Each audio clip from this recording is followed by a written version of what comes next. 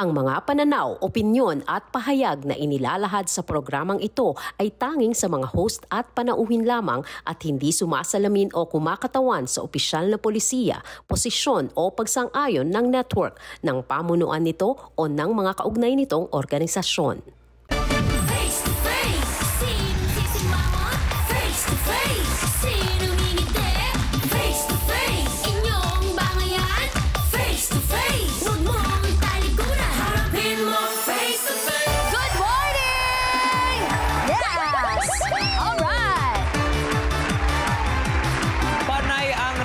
Na para bang may ambag? Nako, may kilala ba kayong ganyan? Team Pula!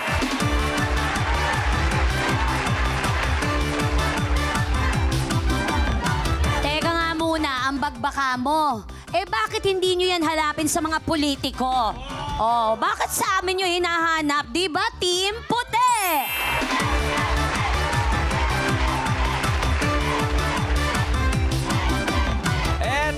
Programang pwedeng magalit pero bawal manakit. Labasan na ng sama ng loob dito sa Face to Face Harapan! Gulong-gulo ka na ba sa life? Ikalma mo na yan at kumonsulta sa ating harapang tagapayo. Time out muna sa pagiging nega at makinig kay Doc Camille Garcia.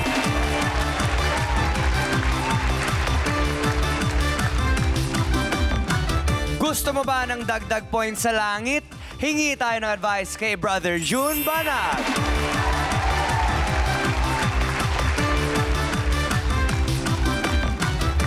You have the right to remain silent. You have the right to an attorney. E di kung maghahanap ka lang ng attorney, e di si Attorney Lorna Capulan.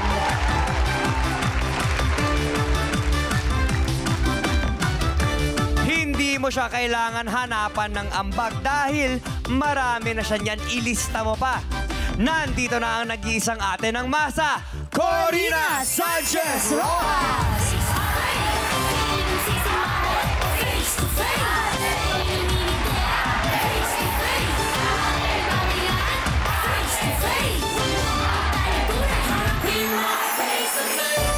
Gising na ba kayo? Eh, yung mga leader ng ating bayan, gising na gising rin kaya para umaksyon? Kayo, ha? Tuwing may problema kasi dumarating sa ating bansa, parang hindi tayo handa at madalas ay natatangan ka. Oo.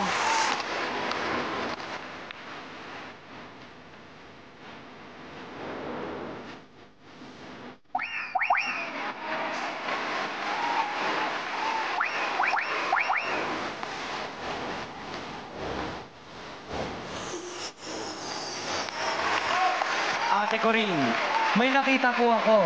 Ay, sino Parang yan? wala yata siyang taranta sa buhay. Sino yan? Ang aking sayawer at sasawer for today ay ikaw, Mami!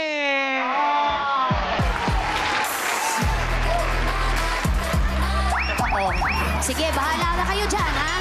Oh, basta iwawas ko yung katawan ko. Yun ang mahalaga. Let's go, Mami! Kala ko maraming lamok eh. Grabe!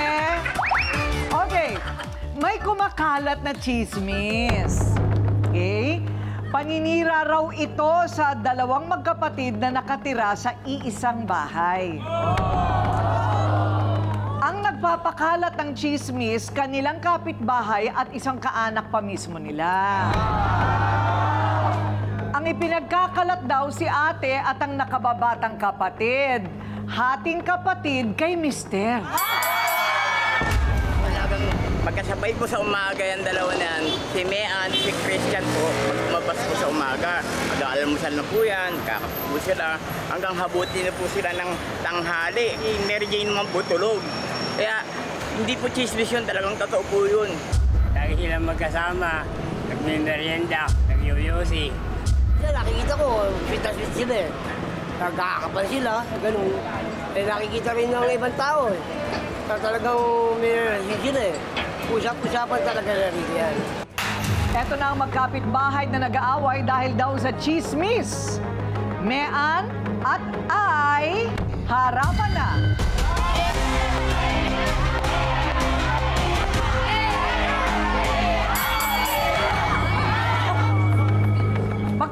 kayo? Ako pong kapatid. Ikaw yung chinichismis. O, kapitbahay namin chismosa yan. Paano kayo nagkaroon ng kapitbahay? Nilagyan lang ng trapal yung naman, hello. Lagi na lang po siya nasa baba ng barangay nila chairman eh. Lagi Okay. nakawag Doon ako nakatira eh.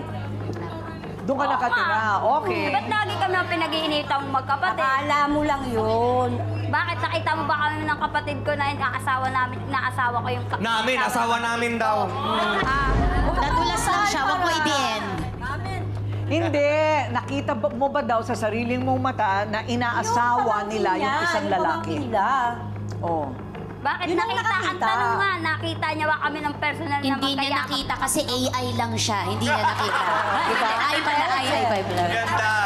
Sorry. Teka muna. So, ano ba ang sitwasyon? Nakatira kayo sa loob ng isang tricycle? Ano lang po yun, kariton lang po yung...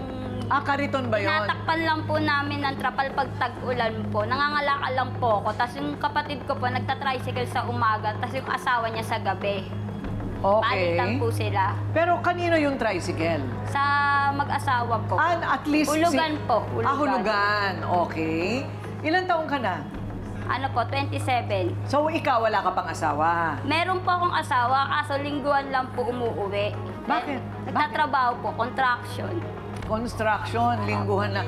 So, kapag nandyan siya, 4 kayo sa kariton? Hindi po, umaalis po kami mag-asawa.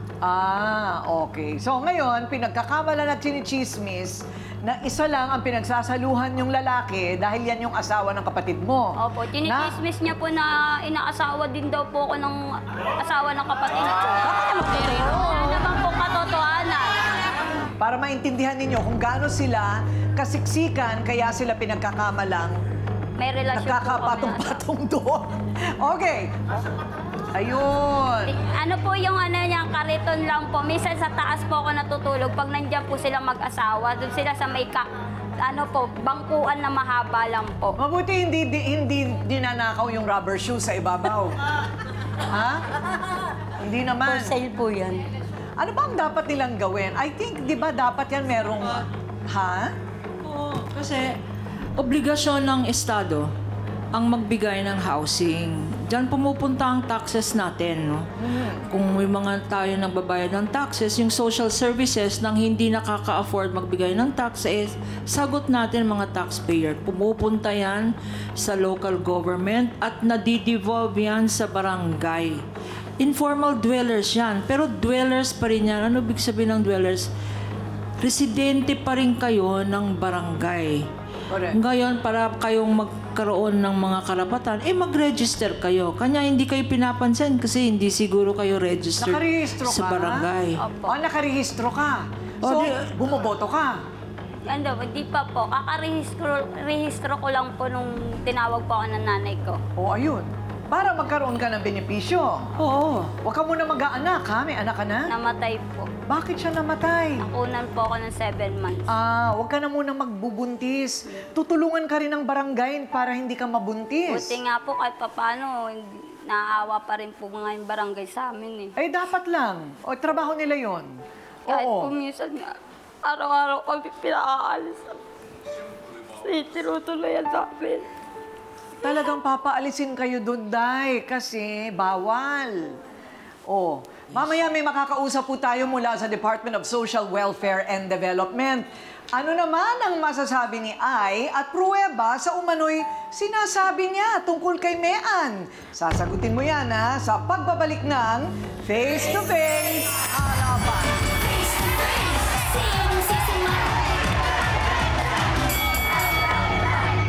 Eto na Ai, paano mo nasabing may namamagitan kay Mean at doon sa kanyang Nakakita po kasi siya ng pamangkin niya.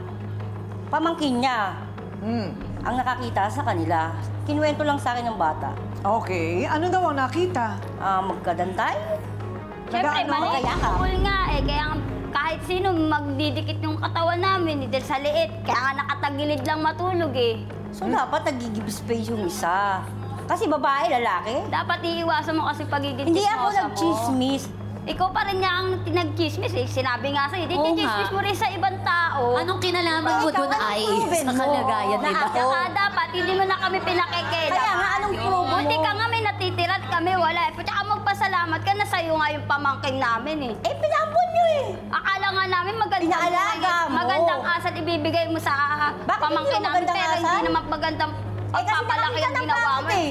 Kung anong laki ng sungay mo, ganun din laki ng sungay ng pamangkin namin. Samantalang kasi dati nakakita pamangkin ka namin, ng hindi ginagalaw pa maganda. kami. Yun lang Tinatawag yun. pa kami ng tita at tito. Teka Ngayon muna, wala Mean. na. Sandali, Mean. Pinamigay ninyo ang pamangkin nyo. Pinaalaga po namin sa kanya kasi nga po, di ba, sa hirap ng buhay po. Kaano-anyo ba si Ay? Wala. Barkada po dati namin yan. Oh. Siyempre, wala na po kaming mapuntahan. Ilan taon yung bata nung kinuha mo? 12. 12 po. Ngayon, ano siya? 26. Ah, wow! Parang ganun. So, inalagaan mo hanggang ganong edad? Hindi naman po maganda yung pagpapaalaga niya sa pamangkin ko. Paano mo nalaman na hindi maganda? Bastos po eh. Pati kami minumura na po nga, hindi na kami nire-respeto eh. Siguro. Porket nagkaroon na po ng mahihigan, masarap na pagkain, ganun na po yung asal, iba na po eh. Wow! Teka muna, napaaral mo ba? Opo. So, may trabaho na ngayon? Naghahanap. Kailangan na niyang magtrabaho, 26. Ah, lalaki ba yan, babae? Babae po. Babae. Maghanap na siya ng trabaho. Hindi pwedeng batugan. Pinaaral, lahat na binigay sa kanya, nang di mo nga po. kaano-ano. Tumulong din siya sa inyo, no? Hindi ba? Kahit naman wag na po eh. Basta yung sarili niya, iangat niya. Maganda pa nga exactly. na sa amin na lang yan, nire-respeto pa kami. Okay, kasal ba yung ate mo at yung kinakasama? Hindi po. Hindi. Wala ka talagang pagtingin dun sa lalaki? Wala po, bayaw lang talaga po. Bayaw lang talaga. Alam mo, ang Bastos kalaban mo, chismis lang. Pero yung pinaalagaan nyo sa kanya ng 14 na taon yung bata, parang malaki utang ng loob mo sa kanila. Okay, masama ang magchismis. Madali lang pabulaanan yun. Okay pero na sana wag po naman kung magandang asal naman po yung Oo, tinuro pero niya. palagi Pero ko- wala eh, walang hiya na rin po eh. O, hayaan mo nang walang iya. Pinabayaan nyo eh. Pinabayaan nyo. Ito pa, may 2 anak daw yung kanyang kapatid na sa pangangalaga naman ng lolo't lola. Oh, so lahat ng anak pinamimigay. Hindi po. Oh. Ano po, malalaki na po yun. Iniiwan niya po yung 2 kong pamangkin. Pagpapasok, marunong naman po umuwi yung 2 kong pamangkin. Babae at lalaki, marunong naman po yung umuwi. Pag Okay. namamasada yung nanay-tatay niya. Okay. So, ano naman itong pinagtutulungan ng magkapatid si Gemma na pamangkin? Yun Binugbog nga na lang 2 magkapatid yun Eh, eh. gano'n nga kasi, bastos nga. Hindi naman kayo Aminin nagpapakain namin. doon. Aminin namin, binugbog namin pamangkin namin. O, bakit? Bastos nga. Kung ano-anong kinakalat na chismis. Hindi naman Kasi kayo nga, babastusin nun ugali eh. niya, ugali niya na Hindi kayo rin. babastusin nun kung hindi Kung ano-ano maganda kasi yung tinuro papakita mo niyo sa kanya. pamangkin ko. Malaki na yun eh. Alam niya na yung tama at mali. Pangit yung tinuro mo sa kanya. Pangit yung pagpapalaki. 12 nang napunta sa kanya, bata pa yun. Pwedeng turuan. Pangit ang Oo, ugali. nagkaroon sana kami ng utang sa'yo kung maganda nga ang pagpapalaki mo sa pamangkin ko. Pero pinabayaan mo. Hindi, kasi nga, bastos nga eh. Kung ano nga chismis at chinichismis, kahit wala Kasi may ka nakita siyang hindi niya nagustuhan. Hindi yun. Manahimik kayong lahat. Lalabas na ang kapatid ni Mean at ang kanilang pamangkin na bastos daw sa pagbabalik ng face-to-face harapan.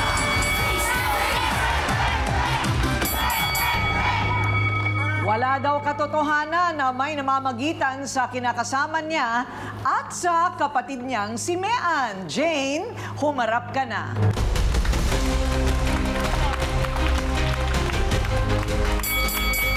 So, ikaw yung kapatid niya. Opo. Mas bata ka ba? Mas matanda? Mas matanda po siya sa akin. Ah, okay. Ilan taong ka na? 26. 26. Isang taon lang po agad na. Okay. So, kayo nagsasama kayo doon sa... Opo, sa isang kubol. Oo. Bakit naman napunta kayo dyan? Ba't hindi kayo mapunta sa tamang tinitirhan? Ha? Okay. So, ano ang naririnig mo? May chinichismis ba talaga Opo, siya? yung pamangking ko po. Una po, hindi na lang namin pinapansin kahit na ang dami na nagsasabi sa amin. Sumobra na eh, abusado eh. Siyempre na ano lang din po, binigyan namin ng leksyon. Oh, totoo Kaya naman po, sinaktan nyo. inaamin namin. Anong karapatan yung saktan? Jen, Karapatan kami, tita paano yung kami, binigyan mo ng kaya leksyon? kami, Sahin kami. Wala siya, wala siya utang na loob. Kundi nga dahil sa amin, mapupunta ba siya sa'yo? Oo, nagpapasalamat ka. Thank you, ha? Tinanggap mo.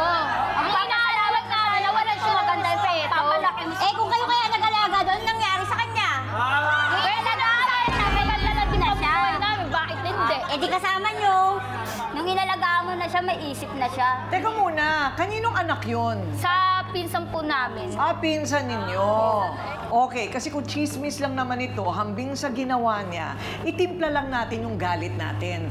Bakit naman kayo nang bubugbog? Anong klaseng pagbubugbog? Ano ang ginawa niyo? Pinagtulungan nilang dalawa. Sa bunutan? Sa bunutan po namin, nasampal ko po, aminin ko. Kasi nakakapuno na po araw-araw. Kung yung bata kaya mapuno sa inyong dalawa. Magkapatid. Kadating yung kapatid ko, yung asawa ng ate niyo, darating na. Mamaya, tabi na naman sila sa loob ng kubol. Tama po ba yun araw-araw? Kasi nga nakikita. May ebidensya ba? Yun ang tanong. May ebidensya ba? Pilit kasi ng bata sa kubol. Hindi porket maliit ang kubol at ano kami tayo nakita sa isang kubol. May relasyon na. Sige, hayaan mo, sara mo yung kubol para tumingin siya, magdamag siya, magluwa yung mata niya dyan sa kakatingin sa akin. CCTV sa barangay yan eh. Kasi nga, walang trabaho. Kailangan magtrabaho na. O eto na siya, ang pamangkin na inaaway daw. Nina Mean at Jane. Gemma, humarap ka na.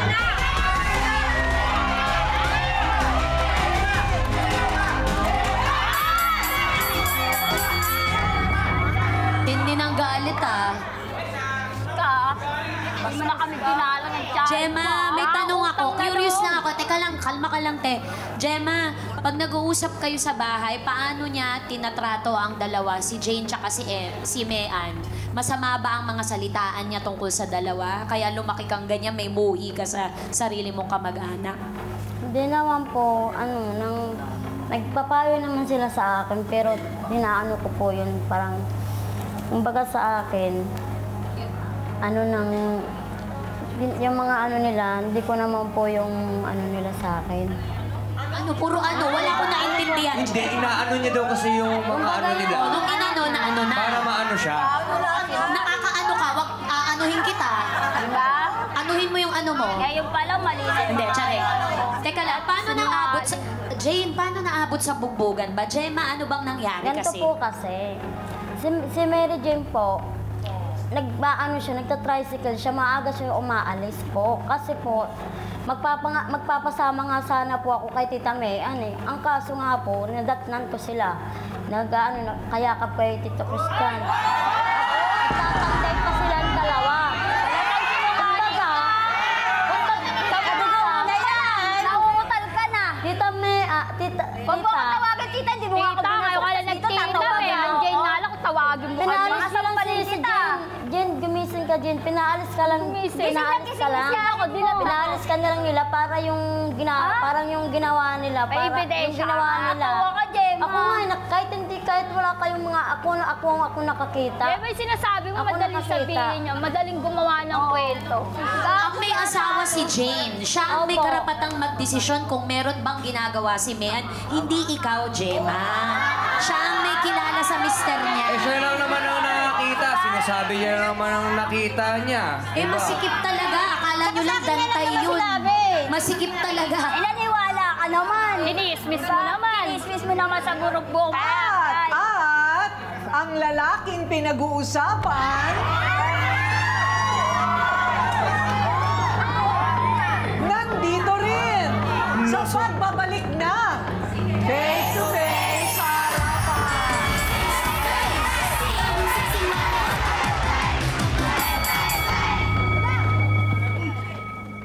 Ayan na. Pogi, ate ko rin, pogi. Haba ng hair ni Kuya. Si Christian, teka muna, ito muna ha, Gemma. Kung papakinggan mo si Christian at lahat sila sinasabi nilang walang namamagitan, maniniwala ka na ba? Hindi po. Hindi ka Totoo po, maniniwala? meron po siya Talaga? nakita, Kasi nakita mo ko. talaga. Okay, teka muna, tingnan na. Ano ba yung nakita talaga ni Gemma? Christian, magsalita ka na.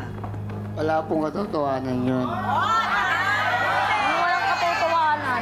Siyempre, karap ko yun. Ano ba pruweba mo? Na nakita mo may relasyon kami? Nakita mo ba na hahalikan kami? Tatandayan pa kayong dalawa. Nakita mo ba na ubad-ubad kami? Na may nangyayari sa amin? Yung si tita May sapat ka bang ebidensya? Sana, pinidyoan mo kami.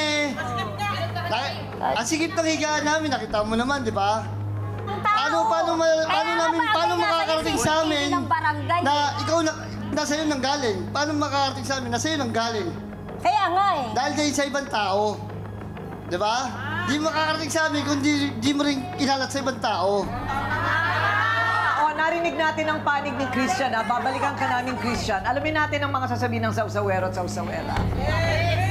Nagagalit ako, ha? Kanina pa, ha? Ayan! Puro kayo chismis! Ayan! Kung sila nga magkapatid, okay na okay, eh. Papayag ba naman si ate na agawin yung asawa niya? Eh, wala nga siya lang. Bakit wala ka bang cellphone? Dapat ko sa'yo, pinicturan mo sana!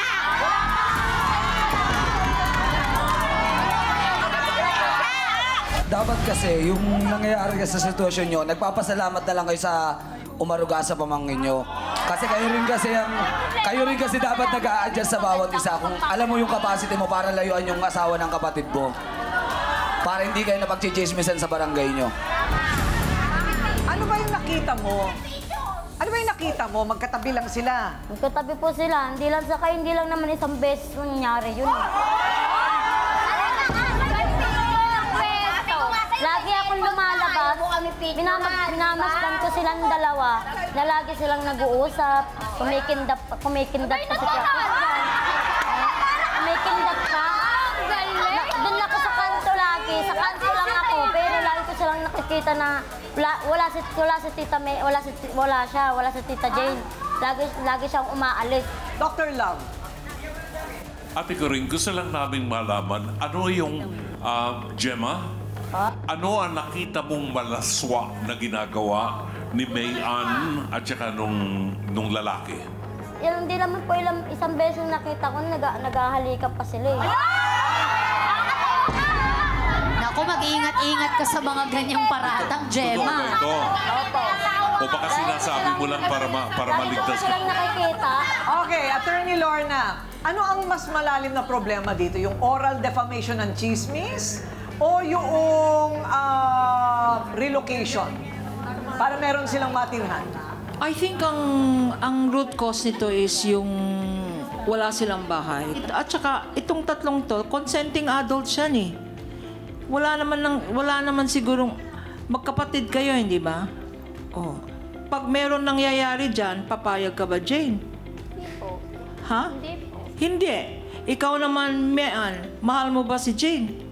Mahal ko po kapatid ko. Oh, magta-tridor ka ba sa kanya? Hindi ko po. At magkaka-relasyon sa asawa niya? Hindi po. Okay. Ikaw naman, Gemma, ano ang motibo mo? Ano ang kasalanan nila sa iyo?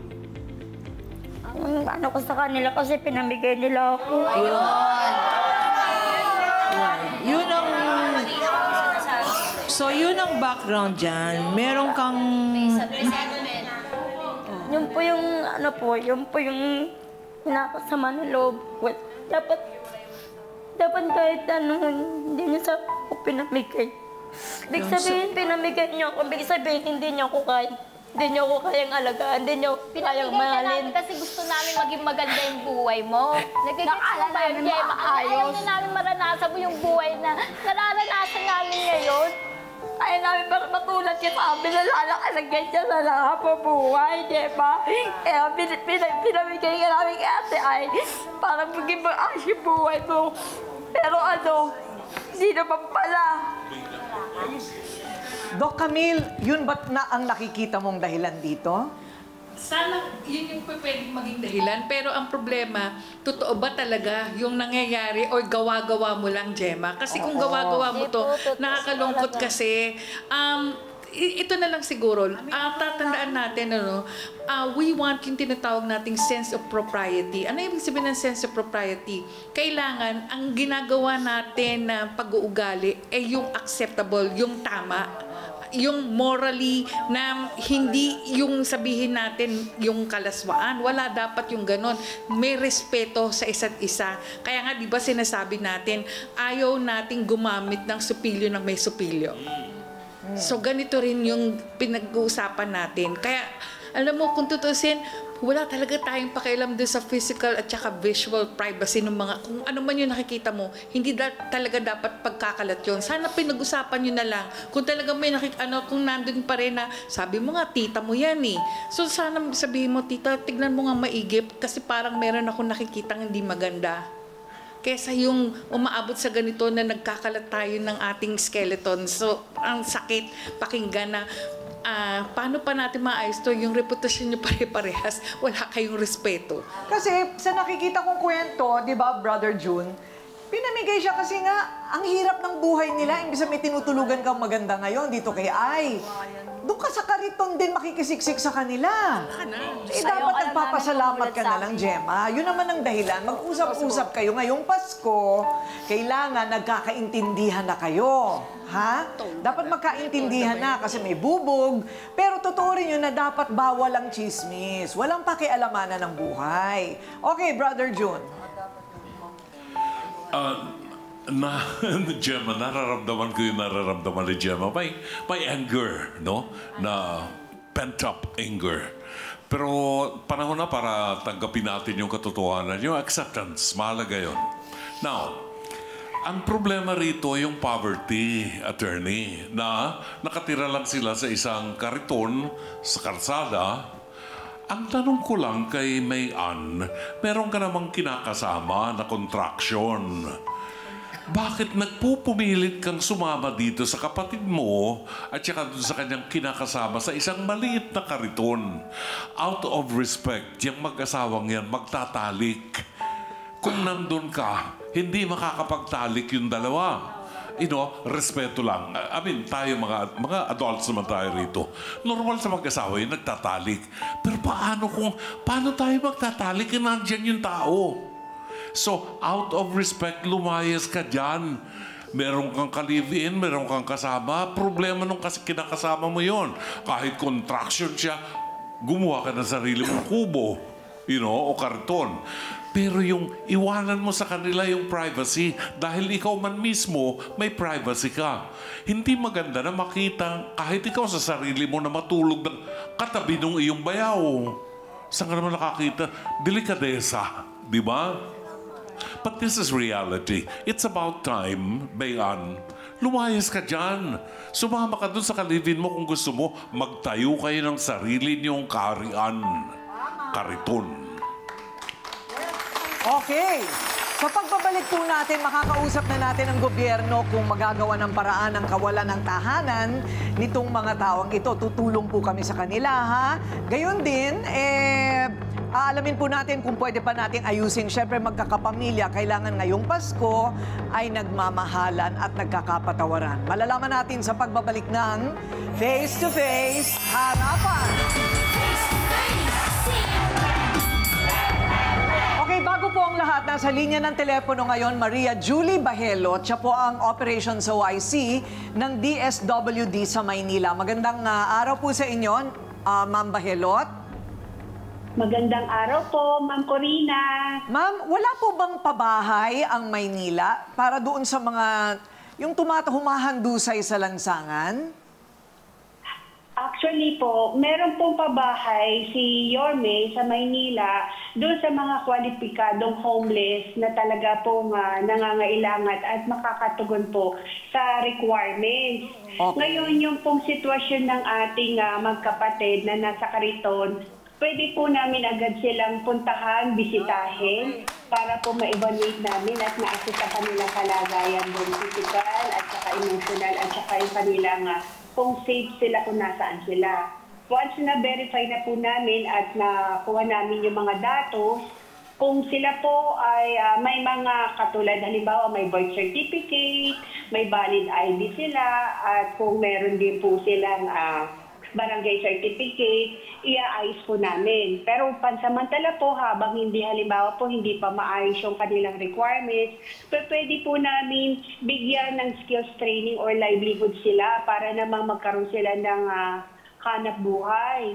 Pwede po namin sila enroll sa Manila Manpower Development Center natin kung gusto nila sa beauty care, hair cutting, at saka yung massage therapy. Once na nagkaroon na sila ng skills, bigyan naman din po natin sila ng livelihood. para complete package po. May skills na sila, may livelihood pa sila at bahay.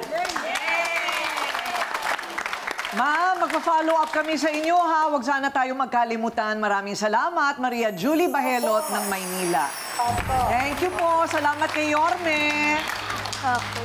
Okay, tinataya po na ilan ba? 4.5 million Filipinos ang walang tirahan sa bansa at 2/3 niyan, o mga ano yan, 70% sa Metro Manila lahat nakahandusay. Diba? Kasi sa probinsya, sigurado may masisilungan kahit paano. Eh, lahat dito nagsisiksikan sa Metro Manila. Okay, so, magkakaroon tayo ng konsultasyon sa DSWD. Pati ikaw, Gemma, ay tuturuan at tutulungan na maghanap buhay, ha? Okay, ikaw rin, baka gusto mo. Ayan na, oh, marami silang mga kliyente para sa pagmamasahe.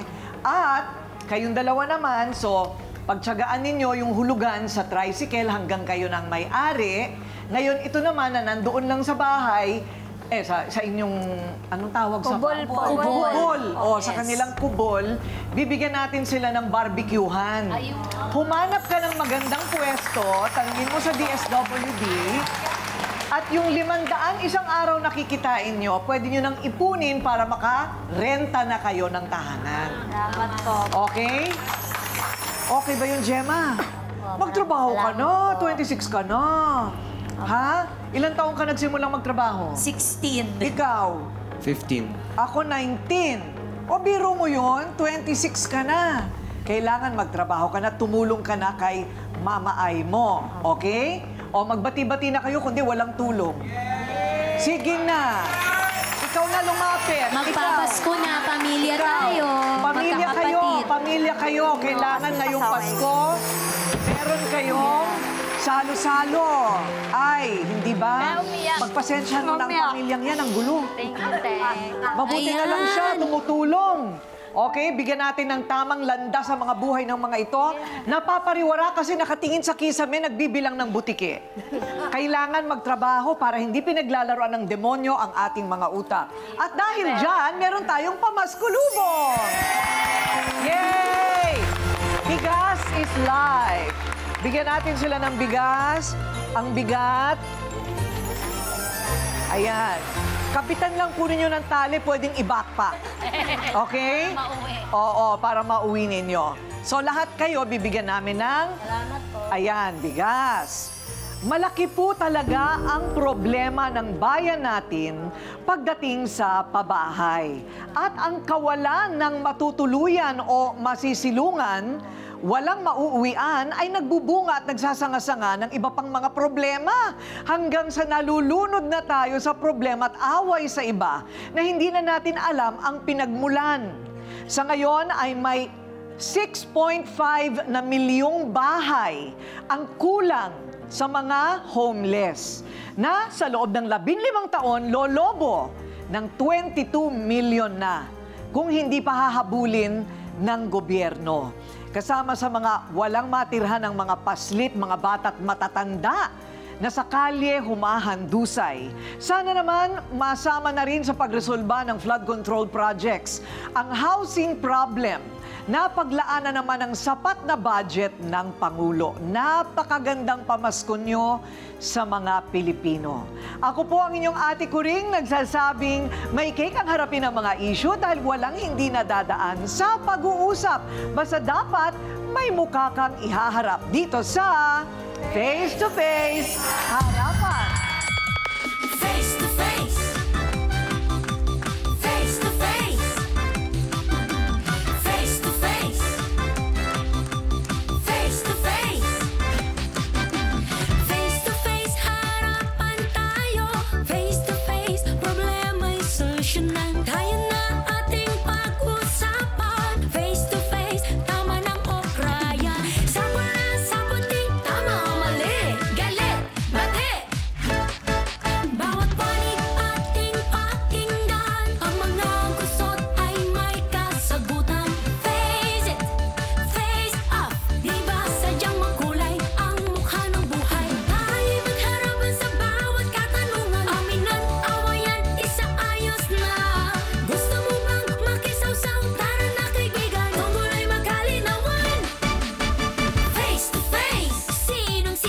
isang pagsasama ng lalaki't babae na may 5 ng anak, halos nasira. Ewan ko kung totoong manghula to, nag-hula-hula lang po eh. Ang nakita ko sa baraha, yan ang sinabi ko sa'yo. Eh, bakit naman kailangan maapektuhan ang inyong pagsasama? Asawa ko naman po na naniniwala po.